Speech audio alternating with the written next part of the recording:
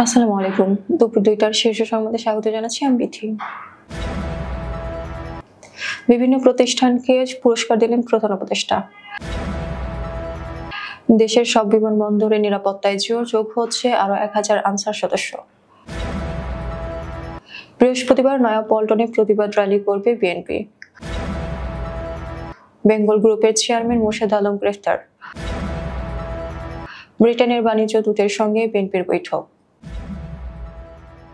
ঈদ যাত্রায় সড়কে ৩১৫ দুর্ঘটনায় নিহত ৩২২ জন, যাত্রী কল্যাণ সমিতি। হত্যা মামলায় অভিনেত্রী শমিকা ইসা গ্রেফতার। ব্রাহ্মণবাড়িয়া সীমান্তে বাংলাদেশি যুবককে পিটিয়ে হত্যা করল বিএসএফ। এসএসসি পরীক্ষা শুরুকাল ১৪ নির্দেশনা। রাশিয়ান সেনা শহীদদের স্মৃতির প্রতি বাংলাদেশের সেনাপ্রধানের শ্রদ্ধা নিবেদন। শরীয়তপুরের সাবেক যুবলীগ নেতা জাকির আটক। সারা দেশে বৃষ্টির আভাস, কমতে পারে তাপমাত্রা। এবং নাইট ক্লাবের ছাদ ধসে ৬৬ জন নিহত। শুনছিলেন শিরোনাম, এবার বিস্তারিত। বিনিয়োগে অবদান রাখার জন্য ৪ ক্যাটাগরিতে বিভিন্ন প্রতিষ্ঠানকে পুরস্কার দিলেন প্রধান উপদেষ্টা ডক্টর মোহাম্মদ ইউনূস। বুধবার ৪ দিনব্যাপী বিনিয়োগ সম্মেলনের তৃতীয় দিনে উদ্বোধনী অনুষ্ঠানে তিনি এই পুরস্কার প্রদান করেন। বাংলাদেশ বিনিয়োগ বোর্ডের আয়োজনে ৭ এপ্রিল থেকে চলছে এই সম্মেলন। পুরস্কার প্রাপ্তরা হলেন ওয়ালটন বিকাশ, স্কয়ার ফার্মাসিউটিক্যালস ও ফেব্রিক্স। তাদের হাতে পুরস্কার তুলে দেন প্রধান উপদেষ্টা অধ্যাপক মোহাম্মদ ইউনূস। এছাড়া বিশেষ ক্যাটাগরিতে কোরিয়ান এক্সপোর্ট প্রসেসিং জোনের চেয়ারম্যানকে সম্মানসূচক নাগরিকত্ব দেওয়া হয়। দেশে বিমানবন্দরের পরিধি যেমন বাড়ছে, তেমনি নিরাপত্তা ব্যবস্থাও আছে ঝুঁকিতে। ছাত্র জনতার আন্দোলনে আওয়ামী লীগ সরকারের পতনের পর আইনশৃঙ্খলা পরিস্থিতির অনেকটাই হযবরল অবস্থা। ফলে হযরত শাহজালাল আন্তর্জাতিক বিমানবন্দর সহ দেশের সবকটি বিমানবন্দরে দেখা দিয়েছে নিরাপত্তার ঘাটতি।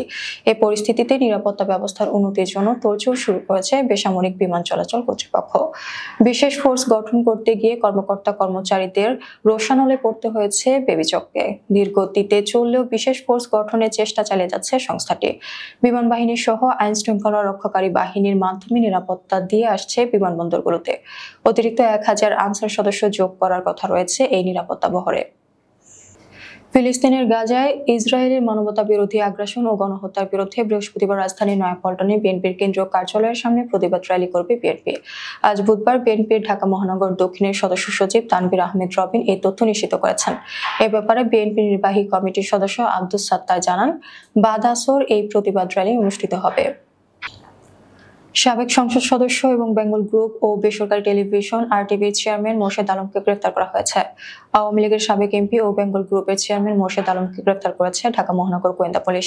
মঙ্গলবার রাতে রাজধানীর গুলশান থেকে তাকে গ্রেফতার করা হয়। বিষয়টি নিশ্চিত করে ঢাকা মহানগর গোয়েন্দা পুলিশের প্রধান রেজাউল করিম মল্লিক বলেন, বেঙ্গল গ্রুপের চেয়ারম্যান মোর্শেদ আলমকে গ্রেফতার করা হয়েছে।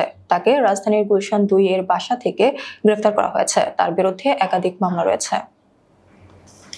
বাংলাদেশ সফরে আসা ব্রিটেনের বাণিজ্য দূত ব্যারনেস রোজি এবং ঢাকা নিযুক্ত দেশটির হাই কমিশনার সারা কুকের সঙ্গে বৈঠক করেছে বিএনপি।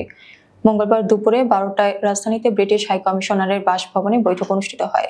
বিএনপির স্থায়ী কমিটির সদস্য আমির খসরু মাহমুদ চৌধুরীর নেতৃত্বে প্রতিনিধি দলে ছিলেন বিএনপির চেয়ারপারসনের উপদেষ্টা কাউন্সিলের সদস্য তাসফির উল ইসলাম, বিএনপি কেন্দ্রীয় ও কোষাধ্যক্ষ এবং সাবেক বিজিএমইএ পরিচালক মাহমুদ হাসান খান বাবু। জানতে চাইলে বিএনপির মিডিয়া সেলের সদস্য সাইরুল কবির খান বিষয়টি নিশ্চিত করেন। এবার ঈদ উল ফিতরে ঘরমুখো মানুষের যাতায়াতে সড়কে ৩১৫টি দুর্ঘটনা ঘটেছে। এসব দুর্ঘটনায় ৩২২ জন নিহত ও ৮২৬ জন আহত হয়েছেন বলে জানিয়েছে বাংলাদেশ যাত্রী কল্যাণ সমিতি। বুধবার সকালে ঢাকা রিপোর্টার্স ইউনিটের সাগররুনি মিলনায়তনে আয়োজিত সংবাদ সম্মেলনে এই তথ্য জানান সমিতির মহাসচিব মোহাম্মদ মোজাম্মেল হক চৌধুরী। তিনি জানান, সড়ক, রেল ও নৌপথে সর্বমোট ৩৪০টি দুর্ঘটনায় ৩৫২ জন নিহত ও ৮৩৫ জন আহত হয়েছেন। রাজধানী ঢাকার উত্তরা পূর্ব থানার হত্যা মামলায় অভিনেত্রী শমিকা ইসাকে গ্রেফতার দেখিয়েছেন আদালত। বুধবার সকাল 10:30টার দিকে জানানো হয়েছে এই তথ্য। এর আগে গত ৫ নভেম্বর দিবাগত রাতে উত্তরা ৪ নং সেক্টরে ৬ নম্বর রোডের ৫৩ নম্বর বাসা থেকে আটক করা হয় এই অভিনেত্রীকে। গত ১৪ October Magura chief judicial magistrate আদালতে বিএনপির প্রতিষ্ঠাতা ও সাবেক রাষ্ট্রপতি জিয়াউর রহমানকে নিয়ে বিভিন্ন সময় কটূক্তি করার অভিযোগে অভিনেত্রী শমিকা ইসার নামে ১০০ কোটি টাকার মানহানির মামলা হয়। ব্রাহ্মণবাড়িয়ার বিজয়নগর উপজেলার সেজামুড়া সীমান্তে ভারতীয় সীমান্তরক্ষী বাহিনীর বিরুদ্ধে এক বাংলাদেশি যুবককে পিটিয়ে হত্যার অভিযোগ উঠেছে। নিহতের নাম মুরাদুর রহমান মুন্না। তিনি উপজেলার পাহাড়পুর ইউনিয়নের সেজামুড়া গ্রামের মৃত ফজলুর রহমানের ছেলে। নিহতের স্বজনদের অভিযোগ, মঙ্গলবার বিকেলের দিকে মুন্না তার ধান খেতে দেখতে সীমান্তের কাছাকাছি যান। ওই সময় বিএসএফ সদস্যরা তাকে ধরে নিয়ে যায় এবং পরে নির্মমভাবে পিটিয়ে বাংলাদেশ সীমান্তে ফেলে রেখে চলে যায়। বিজেপির টহল দল পরে মুন্নাকে গুরুতর আহত অবস্থায় উদ্ধার করে তার পরিবারের কাছে হস্তান্তর করে। স্বজনরা তাকে ব্রাহ্মণবাড়িয়া 250 শয্যা বিশিষ্ট জেনারেল হাসপাতালে নিয়ে গেলে কর্তব্যরত চিকিৎসক তাকে মৃত ঘোষণা করেন। 2025 সালের মাধ্যমিক স্কুল সার্টিফিকেট ও সমমানের পরীক্ষা অনুষ্ঠিত হতে যাচ্ছে আগামীকাল বৃহস্পতিবার। এবছর 19,88,000 পরীক্ষার্থী দেশের বিভিন্ন শিক্ষা বোর্ডের অধীনে এই পরীক্ষায় অংশ নেবে। সুষ্ঠু, সুন্দর ও সম্পূর্ণ নকলমুক্ত পরিবেশে পরীক্ষা অনুষ্ঠানের লক্ষ্যে মঙ্গলবার কিছু নির্দেশনা দিয়েছে বাংলাদেশ আন্তঃশিক্ষা বোর্ড সমন্বয় কমিটি। এদিকে সম্প্রতি এসএসসি ও সমমানের গণিত পরীক্ষা পেছানো হয়েছে। এই পরীক্ষা আগামী 21 এপ্রিল অনুষ্ঠিত হবে। এজন্য নতুন সময়সূচি প্রকাশ করা হয়েছে। ঢাকা মাধ্যমিক ও উচ্চ মাধ্যমিক শিক্ষা বোর্ডের নতুন সংশোধিত রুটিন অনুযায়ী 10 এপ্রিল শুরু হয়ে পরীক্ষা চলবে 13 মে পর্যন্ত। আন্তঃবাহিনী জনসংযোগ পরিদপ্তর থেকে পাঠানো এক সংবাদ বিজ্ঞপ্তিতে এ তথ্য জানানো হয়। রাশিয়া সফররত সরকারি সেনাবাহিনী প্রধান জেনারেল ওয়াকারুজ্জামানের নেতৃত্বাধীন সামরিক প্রতিনিধি দল মঙ্গলবার মস্কোর আলেকজান্ডার গার্ডেনে পুষ্পস্তবক অর্পণের মাধ্যমে রাশিয়ান শহীদ সৈনিকদের স্মৃতির প্রতি গভীর শ্রদ্ধা জানিয়েছেন। শরীয়তপুর গোসাইহাট উপজেলা আওয়ামী লীগ যুবলীগের সাবেক সভাপতি জাকির হোসেন দুলালকে আটক করেছে পালং থানা পুলিশ। মঙ্গলবার সন্ধ্যা 6:30টায় শরীয়তপুর সদর হাসপাতালের সামনে তাকে আটক করা হয়। শরীয়তপুর পালং মডেল থানার ওসি মোহাম্মদ হেলাল উদ্দিন সত্যতা নিশ্চিত করে বলেন, আপাতত তাকে আটক রাখা হয়েছে, বিস্তারিত পরবর্তীতে জানানো হবে। সারা দেশে সন্ধ্যার মধ্যে ঝড়সহ বজ্র বৃষ্টি হতে পারে। সেই সঙ্গে সারা দেশে দিন এবং রাতের তাপমাত্রা সামান্য হ্রাস পেতে পারে বলে জানিয়েছে বাংলাদেশ আবহাওয়া অধিদপ্তর। বুধবার সন্ধ্যা 6টা পর্যন্ত দেশের অভ্যন্তরীণ নদী বন্দরগুলোর জন্য আবহাওয়া পূর্বাভাসে এ তথ্য জানানো হয়েছে।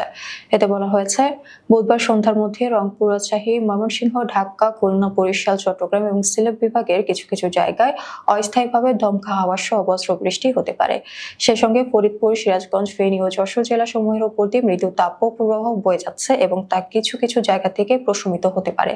এছাড়া সারা দেশে দিন এবং রাতের তাপমাত্রা প্রায় অপরিবর্তিত থাকতে পারে। ডোমিনিকান রিপাবলিকে একটি নাইট ক্লাবের ছাদ ধসে অন্তত 66 জন নিহত হয়েছেন। স্থানীয় সময় মঙ্গলবার ভোরে সান্তো ডোমিঙ্গোতে এই মর্মান্তিক দুর্ঘটনা ঘটে। নিহতদের মধ্যে একজন বেসবল খেলোয়াড় আছেন বলে জানিয়েছে স্থানীয় কর্তৃপক্ষ। জরুরি অপারেশন কেন্দ্রের পরিচালক জুয়ান ম্যানুয়েল মেন্দেস জানিয়েছেন, অন্তত 155 জন আহত অবস্থায় হাসপাতালে ভর্তি হয়েছেন। ঘটনার সময় জেট সেট নামের নাইট ক্লাবটির ভেতরে প্রায় 300 জন উপস্থিত ছিলেন যখন ছাদ ধসে পড়ে। ক্লাবটি সান্তো ডোমিঙ্গো শহরের একটি জনপ্রিয় স্থান। ছাদ ধসে পড়ার পর সেখানে একটি কনসার্ট চলছিল। যারা এখন নিখোঁজ আছেন তাদের উদ্ধারের জন্য অভিযান চলমান রয়েছে। আমাদের পরবর্তী রাত 10টার সংবাদ দেখার আমন্ত্রণ জানিয়ে এখনকার মতো বিদায় নিচ্ছি। দর্শক, ভিডিওটি শেষ পর্যন্ত দেখার জন্য আপনাকে অসংখ্য ধন্যবাদ। নিত্য নতুন সংবাদ পেতে আমাদের ইউটিউব চ্যানেল সাবস্ক্রাইব করুন ও নিয়মিত নোটিফিকেশন পেতে বেল বাটনটি ক্লিক করুন এবং আমাদের ফেসবুক পেজটি লাইক করুন। এছাড়াও আমাদের ভিডিওতে লাইক দিয়ে শেয়ার করুন। আল্লাহ হাফেজ।